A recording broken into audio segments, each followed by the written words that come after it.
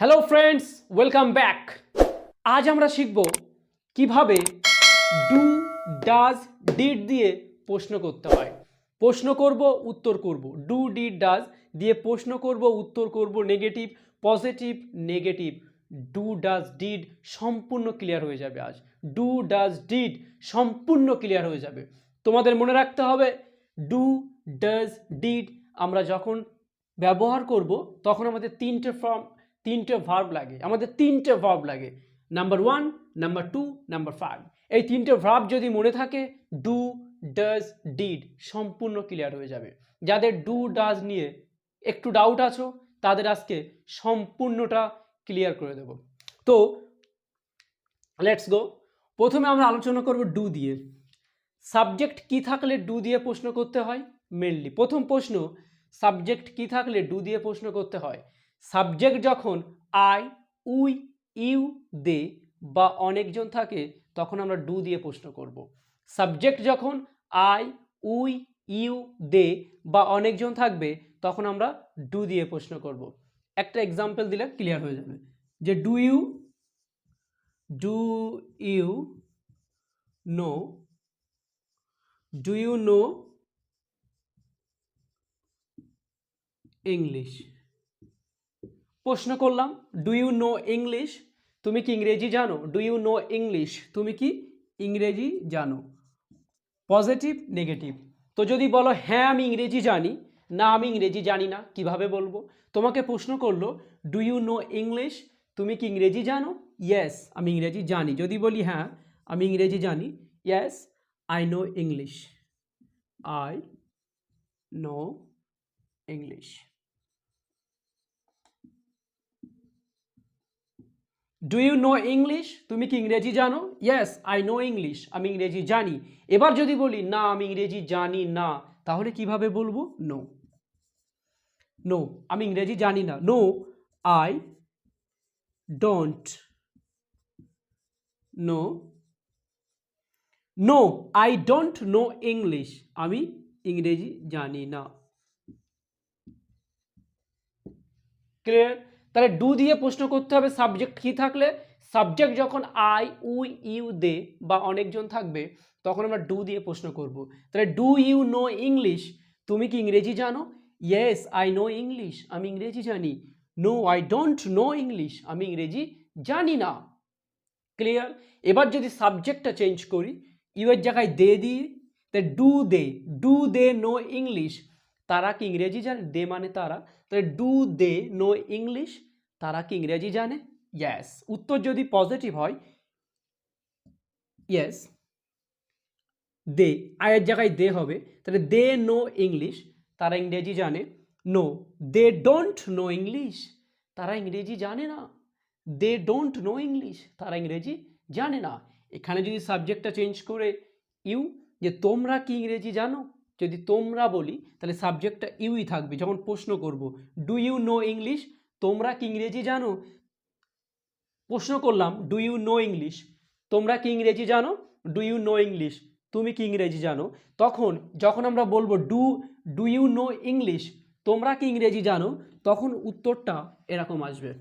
যেহেতু তোমরা বলছো, তোমরা, do you know English, yes yes we know English. Yes we know English, আমরা ইংরেজি জানি। No we don't know English.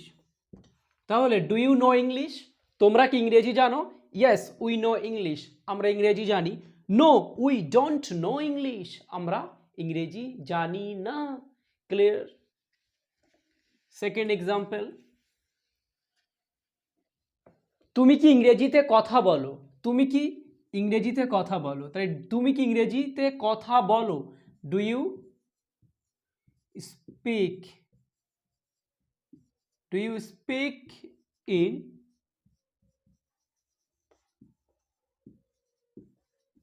English. তাই ডু ইউ স্পিক, তুমি কি বলো ইন ইংলিশ, তুমি কি ইংরেজিতে কথা বলো? Do you speak in English, তুমি কি ইংরেজিতে কথা বলো? তে মানে একটা ইন, তাই do you speak in English, তুমি কি ইংরেজিতে কথা বলো?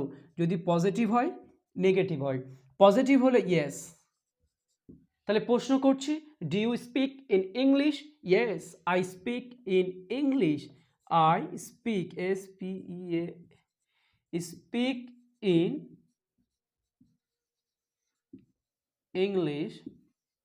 তাই do you speak in English, তুমি কি ইংরেজিতে কথা বলো? Yes I speak in English, আমি ইংরেজিতে কথা বলি। No I don't speak in English. তাহলে do you speak in English, তুমি কি ইংরেজিতে কথা বলো? Yes I speak in English, আমি ইংরেজিতে কথা বলি।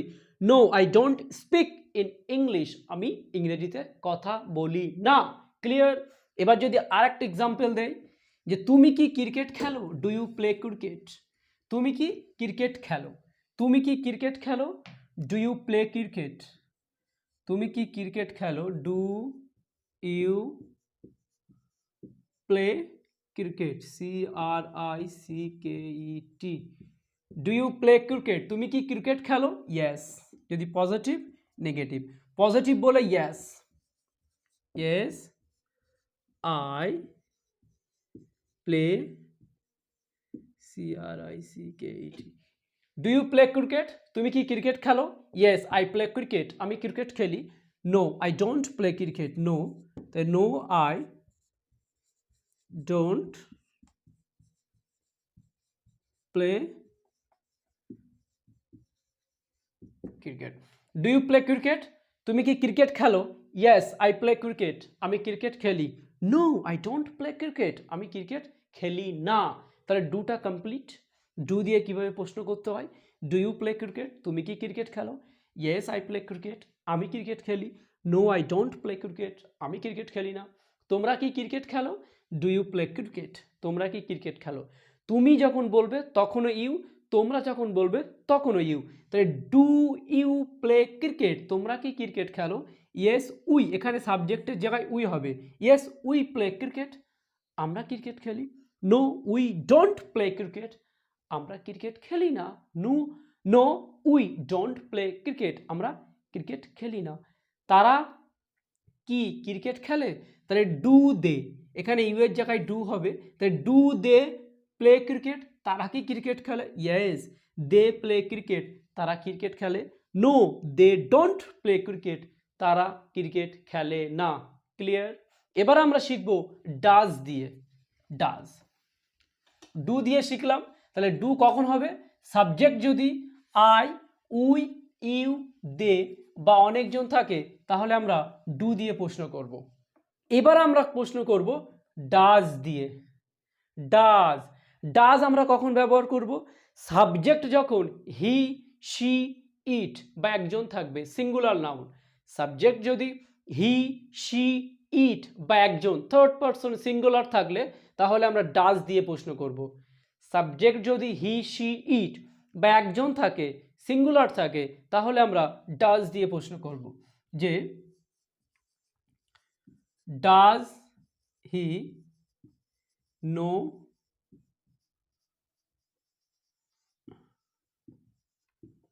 English. Does he know English, সে কি ইংরেজি জানে? তাহলে আগে বললাম ডু ইউ নো ইংলিশ, তুমি কি ইংরেজি জানো? তাহলে subject you, do you know English, তুমি কি ইংরেজি জানো?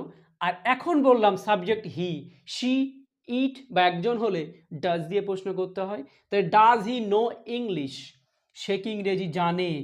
Yes, yes he. এইবার একটা খেলা আছে, এখানে আমরা ইউজ করলাম ডাজ হি, তারপর নো, নোটা হচ্ছে ভার্বের মেন ফর্ম। এখানে আমরা ইউজ করতে হবে ভার্বের 5 নম্বর ফর্ম। তাহলে নো এর 5 নম্বর ফর্ম কি? এটা আমাদের জানতে হবে।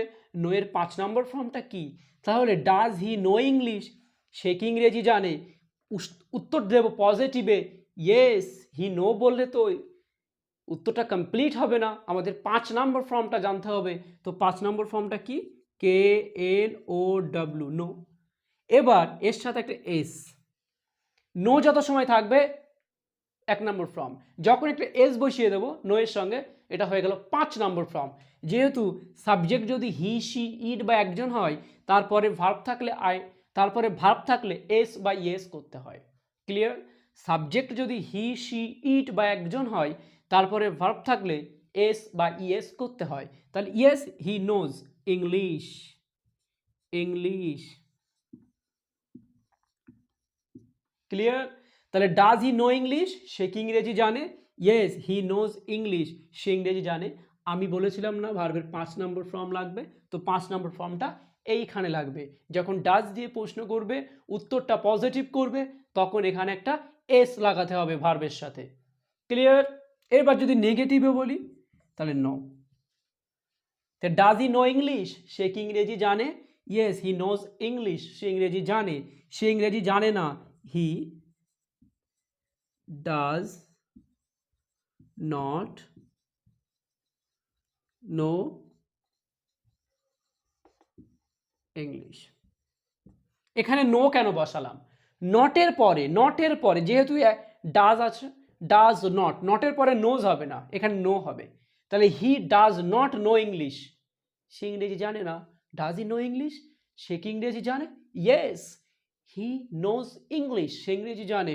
No he does not know English, সে ইংরেজি জানে না। এখানে কিন্তু নোজ হবে না, এখানে কিন্তু ভার্বের মেন ফর্ম। তাহলে এখানে আমরা ইউজ করলাম ভার্বের মেন ফর্ম, এখানে আমরা ইউজ করলাম ভার্বের 5 নম্বর ফর্ম, আর এখানে ইউজ করলাম ভার্বের 1 নম্বর ফর্ম। ক্লিয়ার? তাহলে যখন প্রশ্ন করবে তখন ভার্বের মেন ফর্ম লাগবে, উত্তরটা পজিটিভ আসলে ভার্বের 5 নম্বর ফর্ম লাগবে, যখনই নেগেটিভ আসবে তখন ভার্বের 1 নম্বর ফর্ম আসবে। এইখানটায় হচ্ছে জটিল, এই জটিলটা ক্লিয়ার করতে হবে। দুটা একটু ক্লিয়ার, দুটা খুব একটু মানে কঠিন নয়, সহজ, কিন্তু হি সি ইট বা একজন থার্ড পার্সন হলে একটু কঠিন। যে ডাজ হি নো ইংলিশ, প্রশ্ন করছি ডাজ হি নো ইংলিশ, সে কি ইংরেজি জানে? ইয়েস হি নোজ ইংলিশ, সে ইংরেজি জানে। কিন্তু এসটা তোমাকে আনতে হবে। কিভাবে আনতে হবে? এত প্র্যাকটিস করতে হবে, মনে রাখতে হবে যে সাবজেক্ট যদি হি সি ইট হয়, তারপর যদি ভার্ব থাকে আইএনজি করতে হয়। ক্লিয়ার? তাহলে he see it, sorry ING না, এস বা ইএস যোগ করতে হয়, সরি এস বা ইএস যোগ করতে হয়। তাহলে ডাজ হি নো ইংলিশ, সে কি ইংরেজি জানে? ইয়েস হি নোজ ইংলিশ, সে ইংরেজি জানে। এখানে নো বেরোবে না, এখানে এস বেরোবে। এস নোজ, নোজ, এখানে নোজটা বেরোবে। No he does not know English, সে ইংরেজি জানে না। আর একটা এক্সাম্পল দিলে বিষয়টা ক্লিয়ার হয়ে যাবে। সে কি ফুটবল খেলে, সে কি ফুটবল খেলে, তাহলে does he play play football,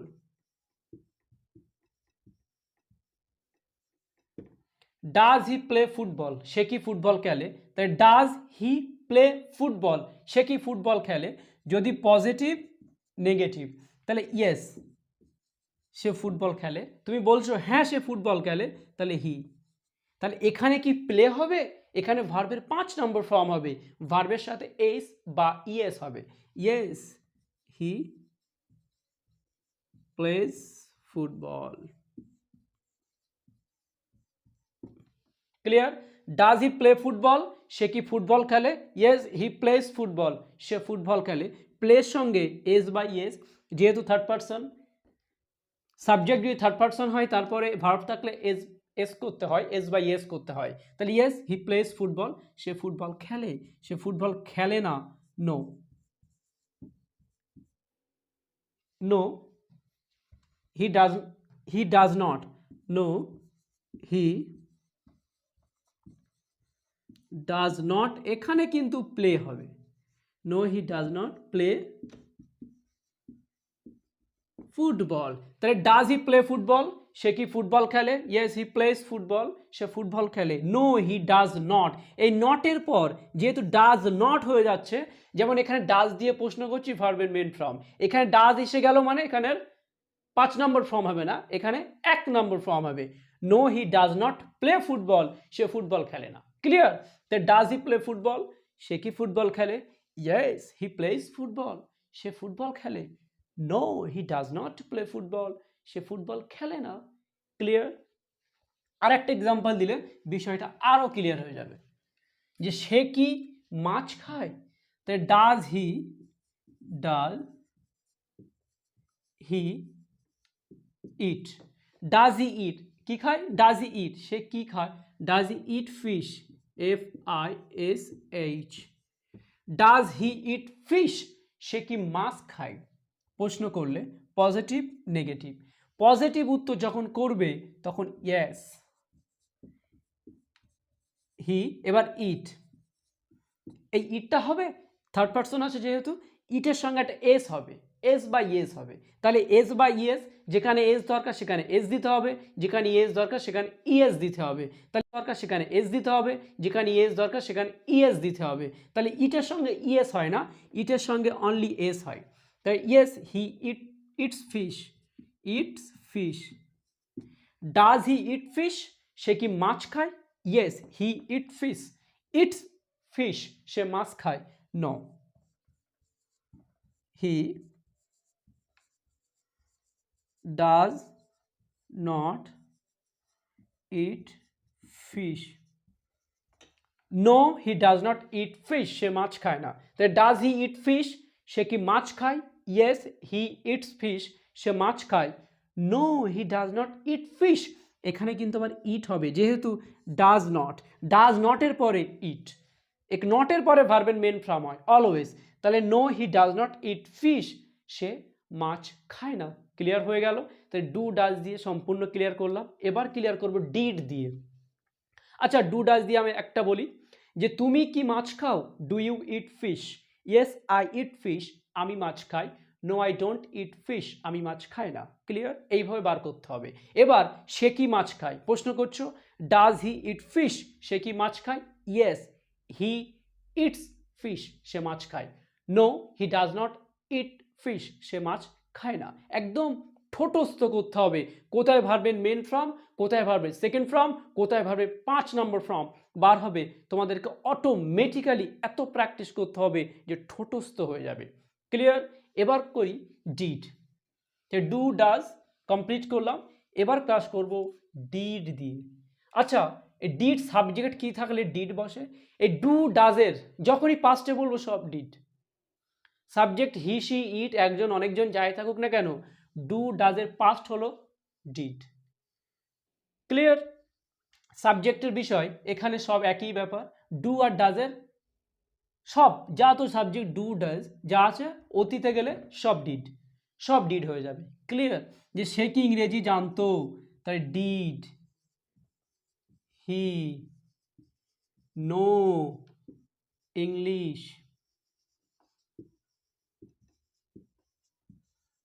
did he know English সে কি ইংরেজি জানতো, প্রশ্ন করছো ডিড, আমরা আগে প্রশ্ন করেছি ডু, এখন তারপর ডাজ, এখন ডিড, ডু ডাজ বর্তমানে, এখন প্রশ্ন করছি পাস্টে, ডিড হি নো ইংলিশ সে কি ইংরেজি জানতো, ডু ডাজটা প্রেজেন্ট ইনডিফিনাইট, এটা হচ্ছে পাস্ট ইনডিফিনাইট। ক্লিয়ার, তাই ডিড হি নো ইংলিশ সে কি ইংরেজি জানতো, সে কি ইংরেজি জানতো যদি পজিটিভ নেগেটিভ। এবার এখানে এই ভাবটা খেলা হবে, আমরা এত সময় খেলেছি 1 নম্বর আর 5 নম্বর, এবার খেলবো আমরা 2 নম্বর ফর্ম, যেহেতু ডিড তাহলে সেকেন্ড ফর্মটা ব্যবহার হয় অলওয়েজ, সেকেন্ড ফর্ম, এখানে সেকেন্ড ফর্ম ছাড়া কোনো কথাই নেই, অনলি V2, তাই ডিড হি নো ইংলিশ সে কি ইংরেজি জানতো যদি পজিটিভ, তাহলে নো, তাহলে ভার্ব আছে, তাহলে ভার্বটা জাস্ট সেকেন্ড ফর্ম করলে উত্তরটা কমপ্লিট। তাই ডিড হি নো ইংলিশ সে কি ইংরেজি জানতো, yes, know knew, yes knew, yes sorry subject দেওয়া হলো না, ইয়েস হি নিউ ইংলিশ, তাই ডিড হি নো ইংলিশ সে কি ইংরেজি জানতো, ইয়েস হি নিউ ইংলিশ, তাই নো নিউ নোন, তাই সেকেন্ড ফর্ম নিউ, তাহলে did he knew know English সে কি ইংরেজি জানতো, ইয়েস হি নিউ ইংলিশ সে ইংরেজি জানতো, নো এর সেকেন্ড ফর্ম হচ্ছে নিউ, সে ইংরেজি জানতো, সে ইংরেজি জানতো না, তাহলে no, he did not no.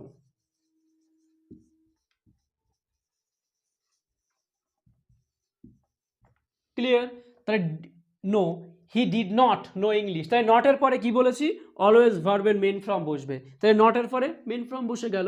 Did he know English, সে কি ইংরেজি জানতো, ইয়েস হি নিউ ইংলিশ, যেহেতু নো এর সেকেন্ড ফর্ম হয়ে যাবে, জাস্ট ভার্বের পরেই সেকেন্ড, সাবজেক্টের পরেই সেকেন্ড ফর্ম, তাহলে ডিড হি নো ইংলিশ, সে কি ইংরেজি জানতো, ইয়েস হি নিউ ইংলিশ, সে ইংরেজি জানতো, no he did not know English, সে ইংরেজি জানতো না। ক্লিয়ার? এবার আরেকটা এক্সাম্পল দিই,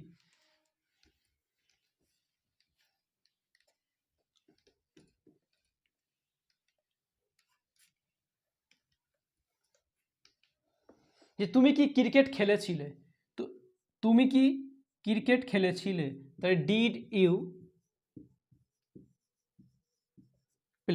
প্লে মানে তুমি খেলেছিলে, did you play cricket, CRIC, did you play cricket, তুমি কি ক্রিকেট খেলেছিলে, ডিড ইউ প্লে ক্রিকেট। প্রশ্ন করলাম অতীতে, ডিড ইউ প্লে ক্রিকেট, তুমি কি ক্রিকেট খেলেছিলে, যদি এটা উত্তর করো ইয়েস, আই, প্লের সেকেন্ড ফর্ম কি হবে, এখানে V2 লাগবে, তাহলে প্লের second form played, PLYED, I played cricket. Did you play cricket, তুমি কি ক্রিকেট খেলেছিলে, ইয়েস আই প্লেড ক্রিকেট, আমি ক্রিকেট খেলেছিলাম, no I did not play cricket, আমি ক্রিকেট খেলিনি। এখানে কিন্তু ভার্বের মেন ফর্ম হবে, নটের পরে ভার্বের মেন ফর্ম হবে, এখানে কিন্তু ভার্বের সেকেন্ড ফর্ম হবে। উত্তর পজিটিভ হলে সেখানে ভার্বের সেকেন্ড ফর্ম হবে। তাই ডিড ইউ প্লে ক্রিকেট, তুমি কি ক্রিকেট খেলেছিলে, ইয়েস আই প্লেড ক্রিকেট, আমি ক্রিকেট খেলেছিলাম, no I did not play cricket, আমি ক্রিকেট খেলিনি। ক্লিয়ার?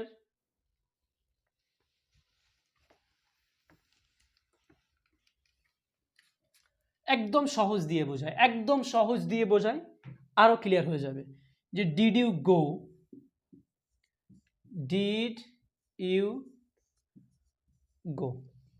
গো মানে যাওয়া, ডিড অতীত, তাই ডিড ইউ গো, তুমি কি গিয়েছিলে। প্রশ্ন করলাম ডিড ইউ গো, তুমি কি গিয়েছিলে, যদি পজিটিভ নেগেটিভ, ইয়েস, গো এর সেকেন্ড ফর্ম কি, ওয়েন্ট, ইয়েস আই ওয়েন্ট, আমি গিয়েছিলাম, আমি যাইনি, no I did not go. Did you go, তুমি কি গিয়েছিলে, ইয়েস আই ওয়েন্ট, আমি গিয়েছিলাম, no I did not go, আমি যাইনি। ডিড ইউ প্লে, তুমি কি খেলেছিলে, ইয়েস আই প্লেড, আমি খেলেছিলাম, no I did not play, আমি খেলিনি। ডিড ইউ কাম, তুমি কি এসেছিলে, ইয়েস আই কেম, আমি এসেছিলাম, no I did not come, আমি আসিনি। এখানে কেম হবে, এখানে কাম হবে, এখানে কাম হবে, এখানে V1, এখানে V2, এখানে V1। ক্লিয়ার? এটা মনে রাখলে কমপ্লিট হয়ে যাবে। ঠিক আছে? তুমি কি ইংরেজিতে কথা বলেছিলে, did you speak in English, did you speak in English, তুমি কি ইংরেজিতে কথা বলেছিলে। প্রশ্ন, ইয়েস, স্পিকের second form, yes I spoke, speak spoke spoken, তাহলে yes I spoke in English, আমি ইংরেজিতে কথা বলেছিলাম, no I did not speak in English, আমি ইংরেজিতে কথা বলিনি। Clear? Did you speak in English, তুমি কি ইংরেজিতে কথা বলেছিলে, yes I spoke in English, আমি ইংরেজিতে কথা বলেছিলাম, no I did not speak in English, আমি ইংরেজিতে কথা বলিনি। তুমি কি বেঙ্গলিতে কথা বলেছিলে, did you speak in Bengali, তুমি কি বেঙ্গলিতে কথা বলেছিলে, yes I spoke in Bengali, আমি বেঙ্গলিতে কথা বলেছিলাম, no I did not speak in Bengali, আমি বেঙ্গলিতে কথা বলিনি। ক্লিয়ার? তুমি কি মাছ খেয়েছিলে, did you eat fish, did you eat fish, তুমি কি মাছ খেয়েছিলে। এক্সাম্পলটা করাই, ডিড ইউ ইট ফিশ, তুমি কি মাছ খেয়েছিলে, did you eat fish, did you eat fish, did you eat fish, তুমি কি মাছ খেয়েছিলে। প্রশ্ন করলাম তুমি কি মাছ খেয়েছিলে, ইয়েস, ইটের second form ate, yes I ate fish. তাই ডিড ইউ ইট ফিশ, তুমি কি মাছ খেয়েছিলে? ইয়েস আই এট ফিশ, আমি মাছ খেয়েছিলাম। নো